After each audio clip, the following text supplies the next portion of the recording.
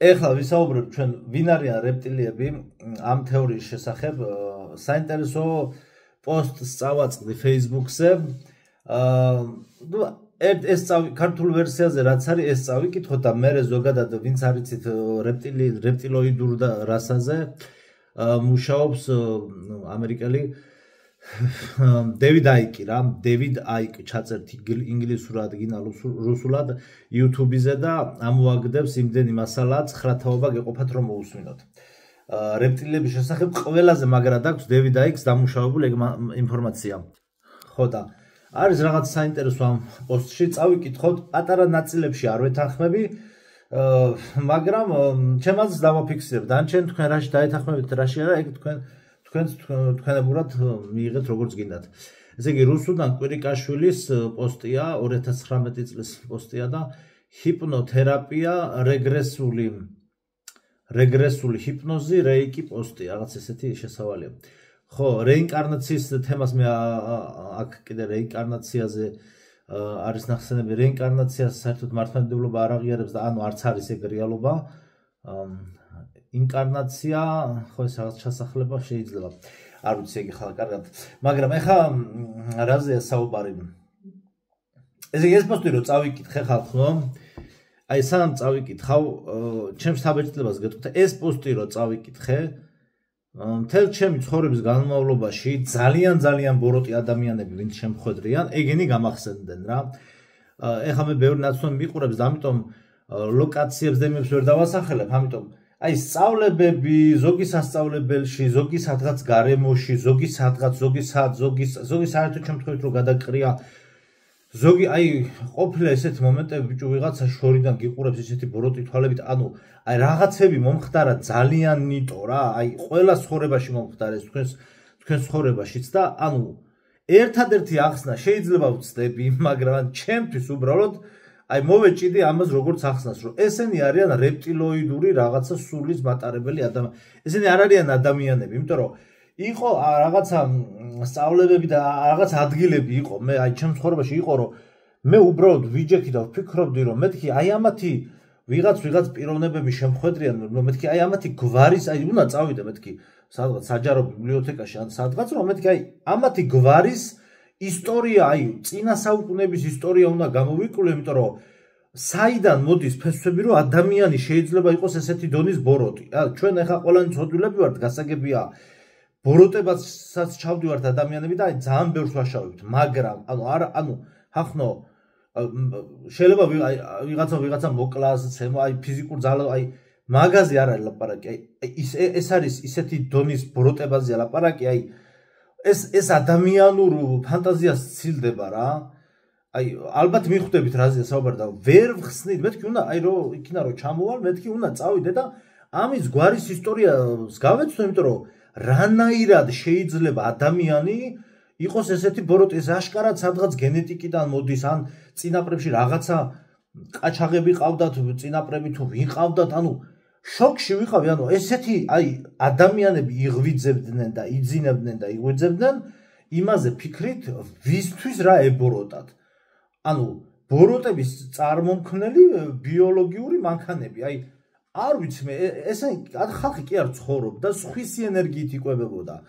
ანუ არსებობდნენ სხვისი ენერგიები და ყველა ცხოვრებაში ალბათ შეგხვედრიათ რა და ანუ მე ერთადერთი ახსნა ეს ვუპოვე, რომ ესენი არიან რეპტილიები. სხვა გამოსავალი მე არ ვიცი. ამ დედამიწაზე რამე თუ შეიძლება იყოს, იმიტომ რომ არ შეიძლება ესენი იყვნენ ადამიანები. აი ვაძიმირო თავის ბლოგებში რო ყვება, რომ ისინიო პრეზიდენტებიო, რომლებიცო თქვენო ხორცს წაგართმევენ, საქონლის ხორცს საკვებად წაგართმევენ, ნო და გეტყვიან რომ მატლები ჭამეო, ეგენი არიან დემონებიო, ეგენი არ არიან ადამიანები და რეპტილიები არიანო. აბა ეგეთი ვარიანტია ზუსტად რა, როგორ შეიძლება ადამიანი ესეთი რამე აკეთოს და ეს იყოს ეს ადამიანურ არანაირ ჩარჩოებში არ ჯდება. აი უბრალოდ ეს ჩემი ემოცია მინდოდა რომ გამეზიარებინა და დარწმუნებული ყველა ცხოვრებაში უამრავი გინახავთ ეგეთი რა და აი წავიკითხოთ, აი ვინ არიან რეპტილიები? დღეს უკვე და პატარა ჩანართს გავაკეთებ ვეგეტარიანობასთან დაკავშირებით შუაში რა. ვინ არიან რეპტილიები? დღეს უკვე ბევრმა შეიტყო რეპტილიური რასის არსებობის შესახებ. ჩვენთვის ცნობილია შემდეგი თეორია ამ რასის შესახებ. რეპტილიები გახლავენ მეოთხე განზომილების არსებები, რომლებმაც მრავალი საუკუნის წინ მოახდინეს დედამიწის დაპყრობა და მისი სისტემის სრული გარდაქმნა ისე, როგორც მათ საჭიროებებს და მოთხოვნებს დააკმაყოფილებდა. რეპტილიები არიან სულიერ წყაროს მოწყვეტილი არსებები და ამდენად არ აქვთ უნარი განიცადონ სიყვარულიან თანაგრძნობა სხვების მიმართ. რეპტილიები ისეთი ფორმით, როგორცაც მათ ასახავენ, მხოლოდ მეოთხე განზომილებაში არსებობენ. ჩვენს დედამიწისეულ განზომილებაში ისინი იყენებენ ჩვეულებრივი ადამიანების სხეულებს რეინკარნაციისთვის. მათ ადამიანის დნმ-ის 12 შტოდან მხოლოდ 4 დატოვეს, რის შედეგადაც ადამიანებს დაუხშვეს თითქმის ყველა სულიერი უნარი და დააშორეს ისინი ჭეშმარიტ სულიერ შემოქმედს, თავიანთი სულის წყაროს. რეპტილიებმა შესანიშნავად მოახერხეს ადამიანის გენეტიკური მოდიფიკაცია, რათა უფრო ადვილად მოეხდინათ ასეთ სხეულში რეინკარნირება და უფრო ადვილად ემართათ სხვა სულებიც, ვინც ადამიანის სხეულში რეინკარნირდება. განსაკუთრებით კარგად შეძლეს თეთრი რასის თავის მოთხოვნილებისამებრ გადაკოდირება და ასევე ყველა სამეფო დინასტიის გენეტიკური კოდით შესაბამისად დააპროგრამეს. ნახეთ, ასევე ყველა სამეფო დინასტიის გენეტიკური კოდით შესაბამისად დააპროგრამეს. ეს ინგლისის დედოფალი და ეს მამრი რეპტილია თქვა, ადრე რო ვთქვით, ეგ რეპტილიები არიან 100%-იანი. რეპტილიები იმ ფორმით, როგორც ისინი მეოთხე განზომილებაში არსებობენ, ფართო მასების წინაშე არ ჩნდებიან. ისინი ინკარნირდებიან ჩვეულებრივი ადამიანის სხეულში და ამგვარად ასრულებენ თავიანთ როლს დედამიწაზე. ასე რომ ბევრი ადამიანი, ვისაც შეიძლება იცნობდეთ, შინაგანად შესაძლებელია სწორედ რეპტილიური ცნობიერების სული იყოს და გარეგნულად ჩვეულებრივი ადამიანი. რა ნიშნებით შეგვიძლია შევიცნოთ რეპტილიები ჩვენ შორის? მათი უმთავრესი მახასიათებელი ემოციური გულგრილობა, სიყვარულის და ემპათიის უნარის არქონა. სიყვარულის და ემპათიის უნარის არქონა. რეპტილიურ რასას არ გააჩნია თანაგრძნობის უნარი. არიან საკმაოდ ამპარტავანი და ხშირად ზედმეტად თავის თავში დარწმუნებულნი. მათ შეიძლება სხვების მოსატყუებლად ითამაშონ კეთილი და მოსიყვარულე ადამიანის როლი, მაგრამ საქმეზე როდესაც მიდგება, ისინი აუცილებლად გამოამჟღავნებენ თავიანთ ნამდვილ სახეს, თავიანთ სისასტიკეს და უგრძნობლობას. ფსიქოპატები, მანიაკები და ბევრი სხვადასხვა სახის კრიმინალი სწორედ რეპტილიური ცნობიერების და ენერგიების მატარებელია. სწორედ რეპტილიელებმა მოახდინეს დედამიწის მატრიცის და რეალობის დავირუსება და შედეგად აქ რეინკარნირებულ თითქმის ყველა სულს თავიანთ ტყვეობაში ამყოფებენ. ისინი არიან მსოფლიოს ყველა მმართველი ფენების უკან. მათ საკვებს ენერგეტიკულ დონეზე წარმოადგენს ყოველგვარი ნეგატიური ემოცია და ენერგია, როგორიცაა შიში, სტრესი, აგრესია, სიძულვილი და ასე შემდეგ. ხოლო ფიზიკურ დონეზე კი ლეში, მკვდარი არსებების გვამი. ვიდრე რეპტილიები მოახდენდნენ დედამიწის უზურპაციას, დედამიწის ყველა მკვიდრი ადამიანი თუ სხვა ცხოველი ვეგეტარიანელი იყო. გენეტიკური გადაპროგრამების შემდეგ აქ მყოფმა თითქმის ყველა არსებამ დაიწყო გვამით ხორცით კვება, რაც რეპტილიებს განუწყვეტლივ ამარაგებთ სიკვდილის, ტანჯვის, აგრესიის და მსგავსი ენერგიებით. ეს არასწორია, მოდით ჩავიკითხავ და ამ ხორცის კვებაზე დავუბრუნდები. რა თქმა უნდა, ყველა ჩვენგანს აქვს უფლება დაიჯეროს ან უარყოს ეს ინფორმაცია, მაგრამ ეს ხომ რეალობას არ შეცვლის. რაც უფრო მეტად არის ადამიანი ილუზიაში ჩაფლული, მით უფრო ადვილად სამართავია ის. ბუნებრივია ჩნდება კითხვა, არიან თუ არა რეპტილიები საშიში? არანაირად, ისინი ჩვეულებრივი სულები არიან, რომლებმაც სინათლისგან მოწყვეტილად სიბნელეში არსებობა არჩიეს.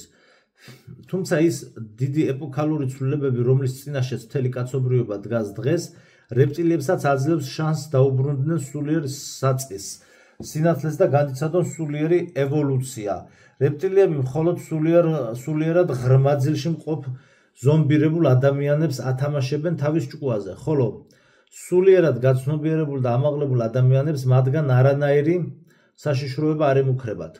უნდა გვახსოვდეს, რომ სულს აქვს თავისუფალი ნება და მისი ნების საწინააღმდეგოდ ვერავინ იმოქმედებს მის ცხოვრებაში. ყველა სული, რომელიც დედამიწაზეა, საკუთარი ნებით მოხვდა აქ.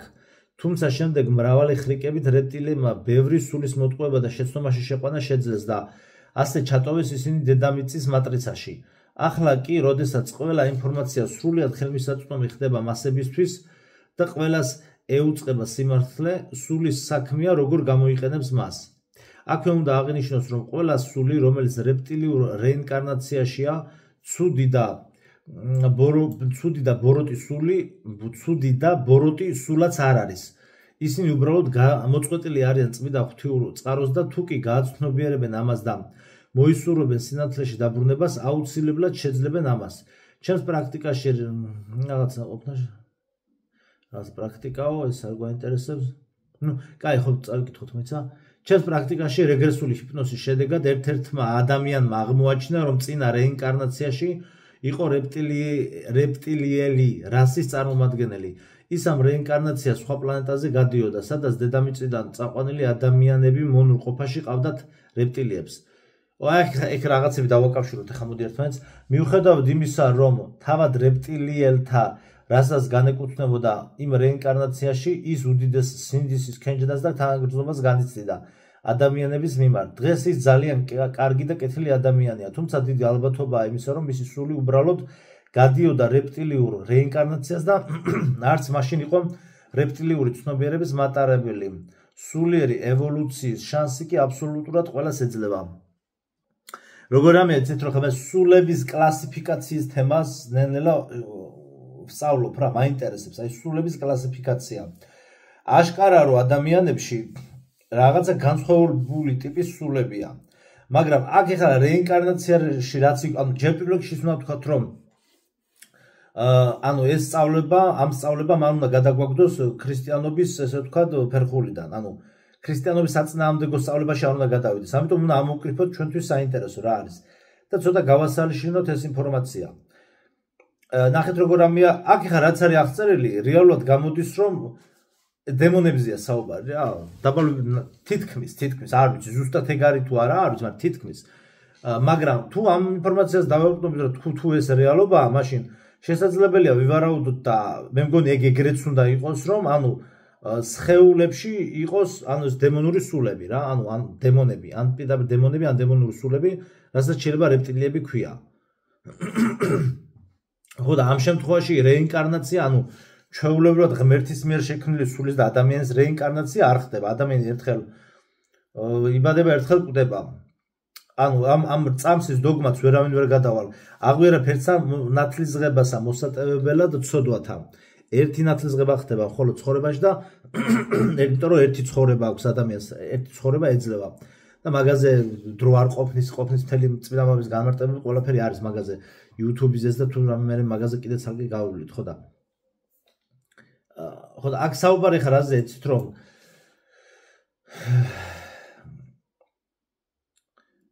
შესაბამისად თუ დემონური სულებია, შეიძლება ეს სხეულები, როგორც ესე ვთქვათ, როგორც ავატარი, შეიძლება ამ დემონურმა არსებებმა როგორც ავატარი სხეულები მოირგონ, კი და ამას თუ დავარქმევთ მათ რეინკარნაციას, ეგეთი რეინკარნაცია შეიძლება მოხდეს, მაგრამ ხა ადრე შენ ხა რეპტილია იყავი და შენ ხა დღეს ხა ადამიანი ხარ, ეგ ფანტასტიკაა.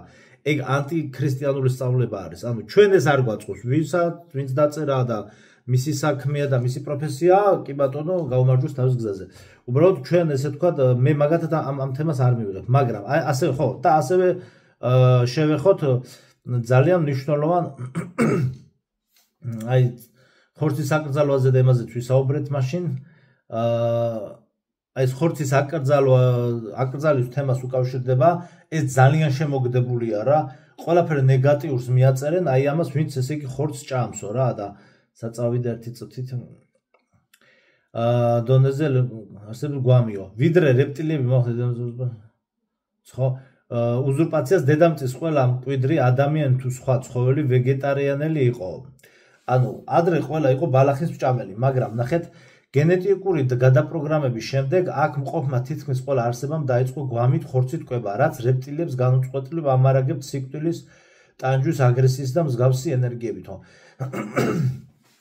აქ ხა რეპტილიებსაც მიაწერეს, არ ვიცი ეს ენერგია შეიძლება ვინმეს მართლა ამარაგებდეს, მაგრამ ყოველ შემთხვევაში ხორცის ან აქ რაზე არის საუბარი ეს ვეგანური ვეგეტარიანული იდეოლოგია პირდაპირ ცეცხლზე ნავთს ასხავს და წინასწარ არის ეს სატანისტურია ეს იდეოლოგია.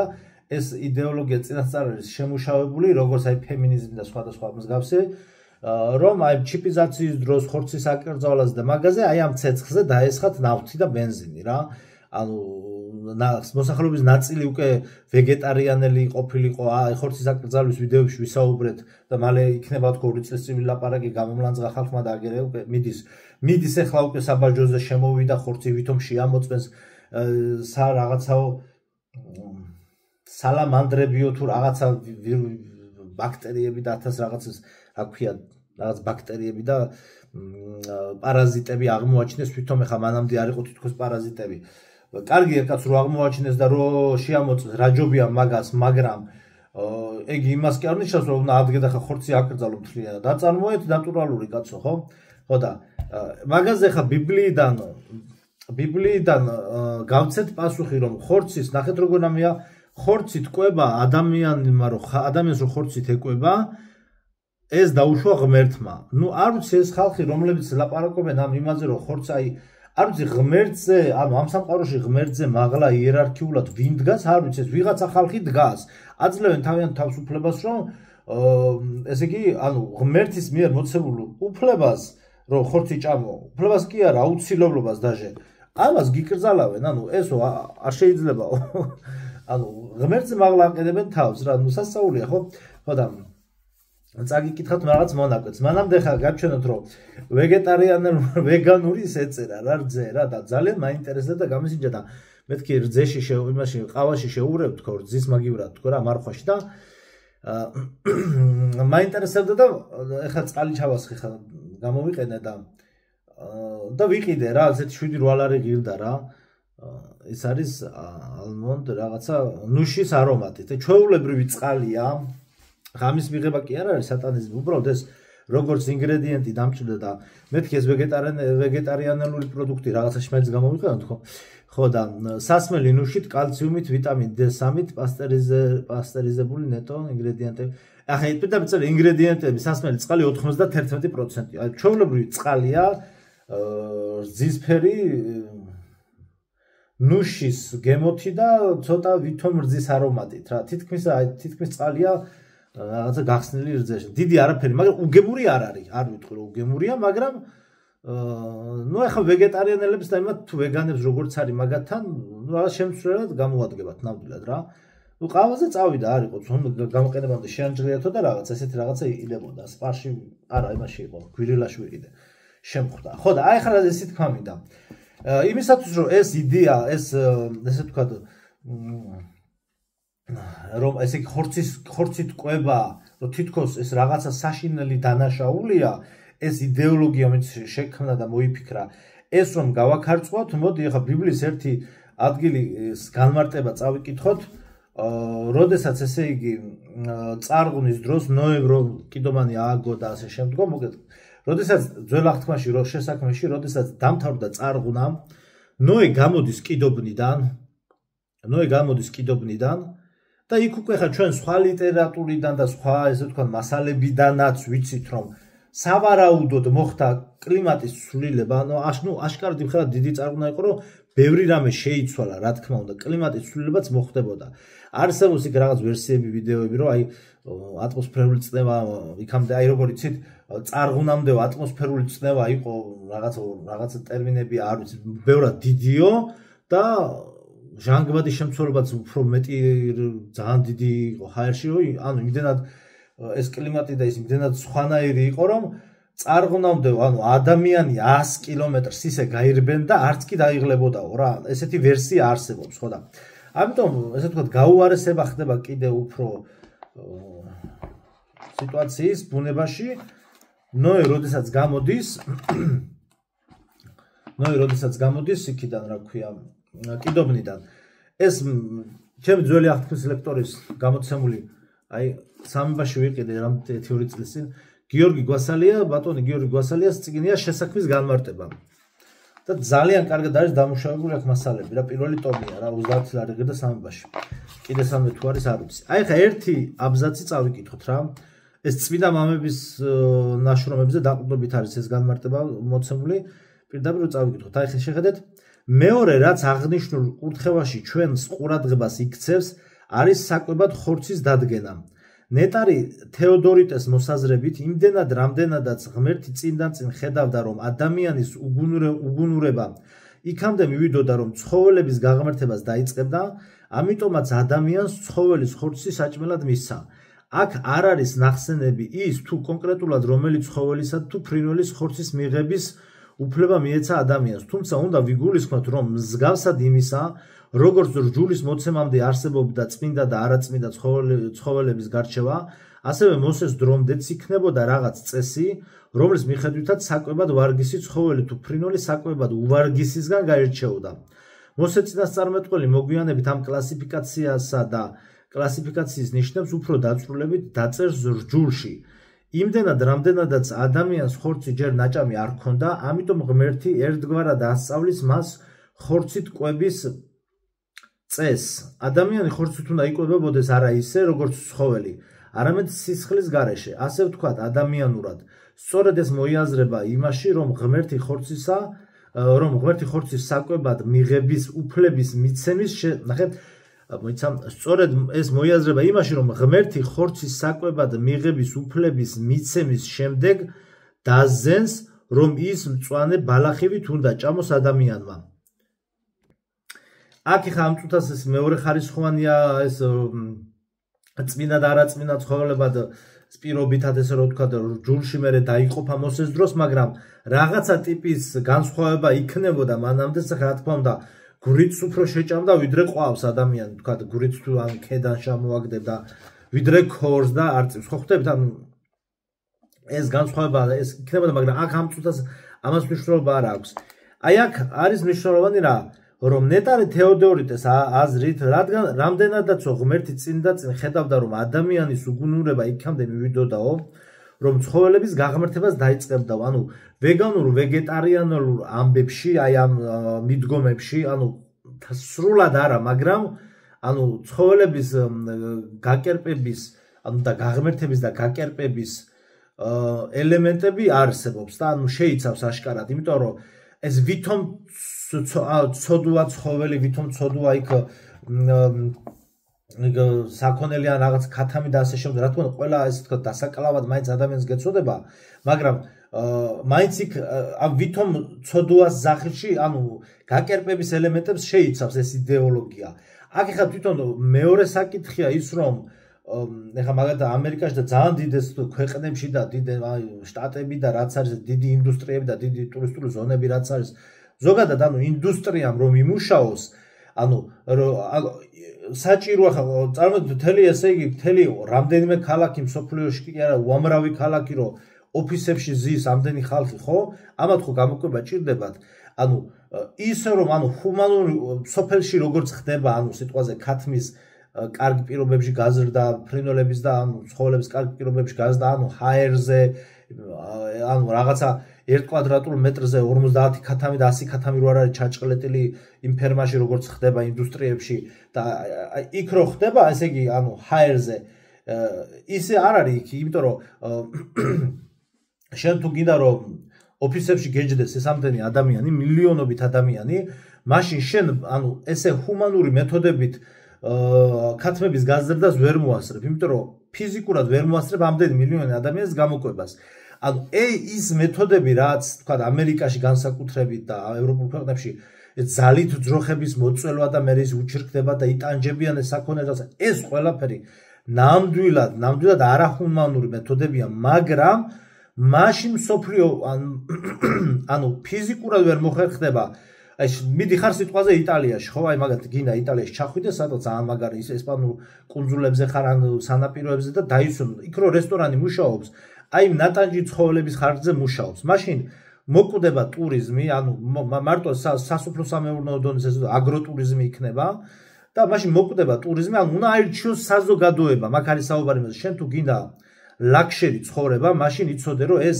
ცხოველების და ასეთი ძიმე ფორმების ფერმერობის ინდუსტრიის ხარჯზე იქნება შესაძლებელი ეს ყველაფერი, რა ეს შენ ლაქშერი ცხოვრებით, ეს იახტაზე იკოტრიალო, ზაგარი მიიღო და გაირუჯო, მოგართვან იქ მოხარშული კვერცხი და ყველაფერი დელიკატესები ინსტაგრამზე რო ლამაზი თელა მოდელებს, ფიტნეს მოდელებს და მოდელ გოგოებს შორის ლამაზი საუზმეები რო აქვს. გაშლილი ეს არის ცხოვრების ტანჯვის ხარჯზე, ეგრე ისევ მაგ იდეოლოგიიდან გამომდინარე, როგორც ახასიათებენ, რომ იქ აწამებენ ცხოველებს.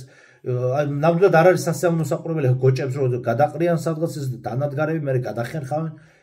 არ არის სასიამოვნო საყურებელი და არ არის ეს ლამაზი ფორმა, რა თქმა უნდა არ არის ეს ლამაზი ფორმა. მაგრამ მაშინ მსოფლიომ, ნახეთ რას ვამბობ, მაშინ მსოფლიომ უნდა აირჩიოს, რომ თლიანად მთელი მსოფლიო უნდა გადავიდეს სოფლის მეურნეობაზე, ანუ ეს კომპიუტერული პროფესიები, უამრავი პროფესია, თითქმის ალბათ პროფესიების 80% უნდა მოვიდეს ბუღალტერიიდან დაწყებული, რა ვიცი, კომპანიების უფროსობით დამთავრდა, ყველაფერი უნდა მოისროლო წყალში და ყველა უნდა გახდეს მაშინ ფერმერი და ჰუმანურ დონეზე გაზარდო, აი ეს ჰუმანურ მეთოდებით ეს თქო და წყარა ჩვიდად, უბრალოდ ბოლოს თავის მოჭრა მაინც მოუწევს თქვა ქათამს, მაგრამ ყოველ შემთხვევაში ის თქვა წელიწად ნახევარიან ერთი წელიწადი ჰაერზე ლამაზად ბუნებაში იცოცხლებს და არ იქნება შეჭყლეტილი სადღაც და ჩაჭყლეტილი სადღაც მილიონ ქათამში. ანუ ხვდებით რაზეა საუბარი?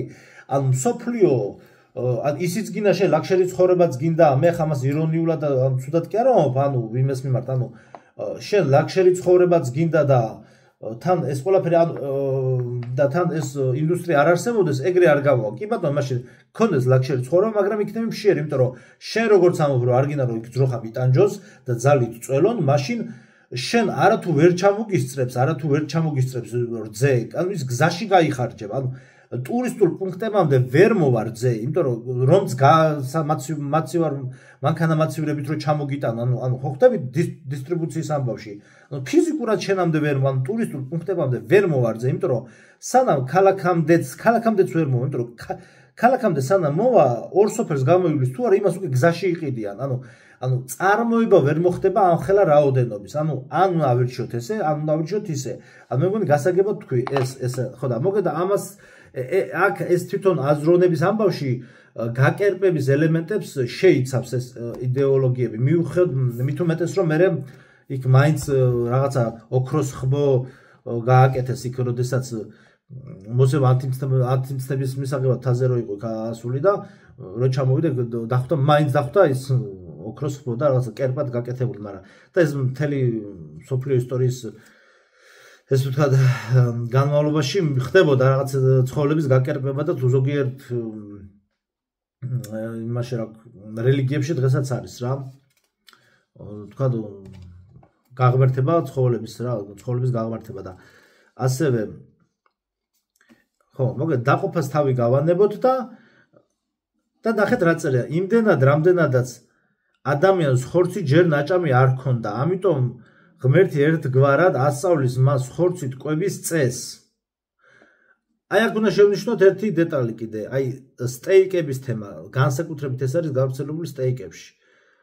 აი გული მერევა ხოლმე არის, ხახლა ეს ხორცს ჭამს რა, ანუ სტეიკს აკეთენ როგორ, გახურებულ ტაფაზე ერთ ხარეს დაშაშხავენ, მეორე ხარეს დაშაშხავენ, ანუ შებრაწავენ და შიგნი არის ხორცი, ანუ უბრალოდ 29 კი არა.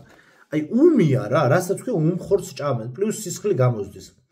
ეგ ჟულის დარღვევა არის, ანუ არასწორი წესია და არაქრისტიანული წესია ჭამის. თან სისხლიანი, ანუ სისხლისგან დაცლილი უნდა იყოს ცხოველი, ანუ ხორცის მასა და თან პლუს უმი, ანუ ჯერ რა გემოსატანენ, მე აზზე არა ვარ და ვერ ხვდები რა მუღამია გუმი ხორცის ჭამას. ანუ თქვა მე მესმის რომ თქვა ახლა მე მაგალითად სტეიქს რო გავაკეთებ, როგორ გავაკეთებ, იცით რომ თქვა იმ წეს დავიცავრო, თქვა ერთ ხარეს შევწვა, კარგად მეორე ხარეს შევწვა, მაგრამ მე ფოლგაში გავავხე, ღუმელში შევდებ, რომ შიგნით ჩაიხარშოს და მოგეთ შეწვის პროცესი დასრულდეს. და ესე ჭამენ უმად, აი ამაზე აქ საუბარი, რომ უმად ჭამა არ შეიძლება. არამედ სისხლის გარეშე, ასე თქვა ადამიანურად. სწორედ ეს მოიაზრება იმაში, რომ ღმერთი ხორცის საკვებად მიღების უფლების მიცემის შემდეგ დასძენს. ანუ ღმერთმა მისცა ხორცის კვების უფლება და დასძენს, აი ძალიან მნიშვნელოვანი დეტალი, რომ ის მწვანე ბალახივით უნდა ჭამოს ადამიანმა. ანუ ძირითადად ეს ვეგანურ ვეგეტარიანული იდეოლოგიის მესუღრები აპელირებენ იმით, რომ აი დაახლოებით ეგეთი ვარიანტებია ხოლმე, რომ აი მაგალითად მოყავთ ხოლმე ცხენის კბილების წყობა, რომ ის ბალახის ჭამელი როგორიც არის, აი როგორი კბილების წყობაც აქვს ცხენს და რაღაც ეგეთი ბრძოლებს, ისეთივე აქვს ადამიანს, იმიტომ რომ ადამიანს არის ბალახის ჭამელი, ეს არის გენეტიკურ დონეზე ესეო. და კი გეუბნება ბიბლია, რომ ეს ესეა, მაგრამ გადავიდა სხვა ეტაპზე, საჭირო გახდა, რომ ხორცი მიიღო, იქ მეტაბოლიზმის ამბები შეიცვლებოდა, ანუ საკვებად, ანუ ადამიანი კიდე უფრო მეტად დასუსტა, ანუ აღარ იყო ალბათ მანდ ეგეთი რაღაცები იყო, ქიმიური პროცესები ორგანიზმში ალბათ შეიცვალა, რომ თქვა, ანუ ბალახეულის ჭამა აღარ ყოფნიდა, ანუ ენერგიის აღდგენას, კუნთის აღდგენისთვის, აი წარღვნის შემდგომ ეპოქებში, აი წარღვნის შემდგომ პერიოდში უკვე იმისაც რომ კუნთის აღდგენა სრულყოფილად მომხდარიყო, მარტო ანუ სალათის ფურცელით რაც იყო მაშინ მწვანილის ჭამით შენ ვერ აღიდგენდი, გინდა ბადრჯინის და ასე შემდგომ. ანუ დაჭირდა უკვე ცილა, ანუ ხორცია გახდა საჭირო და რომ ის მწვანე ბალახივით უნდა ჭამოს ადამიანმა, ანუ ღმერთმა დაუდგინა ადამიანს, რომ ეს უნდა ჭამოს მწვანე ბალახივით და მორჩა. და ვიღაცა მოდის და ანუ ღმერთზე მაღლა ეს არის მკრეხელობა, აყენებს თავს ღმერთზე მაღლა და გეუბნება რომ შენ ესე იგი ღმერთმა კი მოგცა შენ უფლება, მაგრამ არა მე გართმევ უფლებას. ნუ ეს არ უცნაურია, არ ვიცი, მოკლედ, ხო და რაც უნდა მეთქვა მოიცა. მოკლედ დაემეს თქვა, იმიტომ რომ ენერგიის აღდგენისთვის უკვე ხორცის ჭამა გახდა საჭირო. ხო, აი კიდე პოსტში რამდენიმე საკითხი შევეხოთ. აი გამახსენდა მე თქვა ჩემი ძველი ნაცნობებიდან გამახსენდა ადამიანები რომელსაც ემპათიის გრძნობა არ აქვს, ანუ არანაირად ესე იგი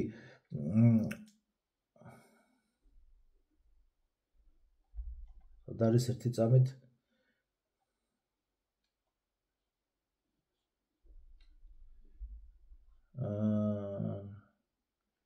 წარმოვიძებნო ხო რა ნიშნებით შეგვიძლია ვიცნოთ ისინიო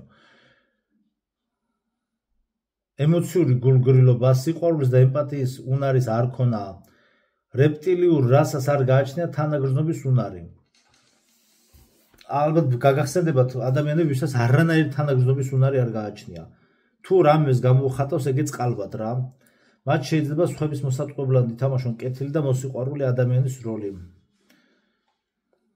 მე მაგათ ეგრევე აფერისტებს და შარლატანებს ეგრევე ვგრძნობ ხოლმე რა ეგრევე მაგრამ საქმეზე რომ მიდგება ისინი აუცილებლად გამოამჟღავნებენ ნამდვილ სახეს ხო აი რა უნდა მეთქე ხე გამახსენდა თავიანთ სისასტიკას და უგრძნობლობას ფსიქოპატები მანიაკები და ბევრი სხვადასხვა სახის კრიმინალი ნახეთ სწორედ რეპტილიური ცნობიერების ენერგიების მატარებელიაო ანუ რეალურად რელიგიაშიც ეგრე არის რომ განსაკუთრებით ნარკომანია მემთრალეობა რატომ არის ცოდა რომ ამ დროს შენ ორგანიზმს უთმობ ბნელ ძარებს ანუ რელიგიაში ესეა ხო ჩვენთან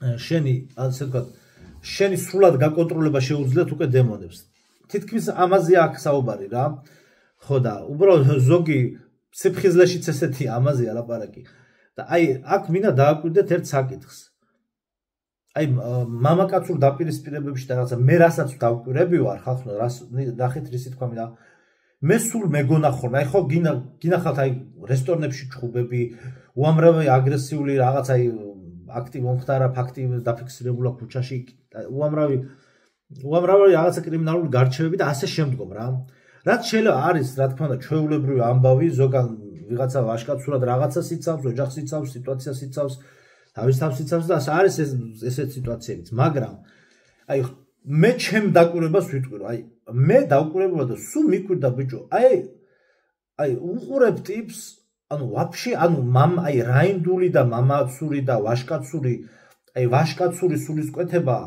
რასაც ქვია ქართული ვაშკაცობა ანუ არანაირი ნიშანი არ გააჩნია მაგრამ როგორც იტყვიან ხოლმე ქუჩურ ტერმინზე ტიპს ზადნი არ აქვს ანუ სულ მიკვირდა რანაირად არ აქვს ამას ზადნი და რანაირად არის ესეთი მამაცი მაგრამ მე გავაცნობიერე რომ თურმე ეს მამაცი კი არ არის. ანუ ეს მამაცი კი არ არის. პირიქით, ანუ ეს არის რეპტილოიდური რასა, ანუ ეს არის დემონური, ეშმაკ შეჩენილი, ანუ დემონური რაღაცა ზეგავლენის ქვეშ ყოფი ადამიანი, რომ შენც ანუ თვითონ ხო ჭაობშია და შენც გაგიუბედურო ცხოვრებ. ანუ ესენი ემსახურებიან ეს მათი სხეულები სრულად არის დაქვემდებარებული აი ამ რაღაც არსებებს, სულიერს ვერ ხედავთ გენეტიკურად მოდიფიცირებულია თუ რეპტილია თუ რაც არის, რომ შენ ანუ თვითონ რო ციხეში მიდის სამუდამოზე ან რა 5 წელი 10 წელი ტიპებს საერთოდ ჩუსტო არ აქვს, არ აინტერესებთ, ანუ არ აინტერესებთ ესეთ რამე, ან გინახავთ ხალხო ესეთ რაღაცა რომ ხალხი აი გარეთ იქნება, ყველას არ ეხება, ანუ აქ აი მე კონკრეტულ სიტუაციებში გაგახსენდება თქვენ თვითონ.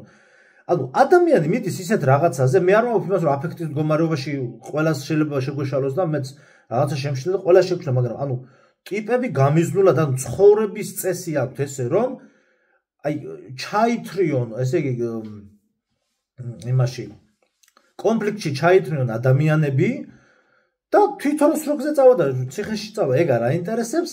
ანუ ან ამან დაჭრას ის, ან იმას ის აიძულოს რომ იმან დაჭრას ეს, რამდენი პატიოსანი კაცი გაუფუჭებიათ ეგრე. ანუ იმას აიძულებს რომ იმან დაჭრას ეს ან მოკვდება გადარჩება არ აინტერესებს, ის გაუშვას თავარი, ანუ ის ან მოკლას, ან ციხეში უნდა გაუშვას რა, ანუ პატიოსანი ადამიანი.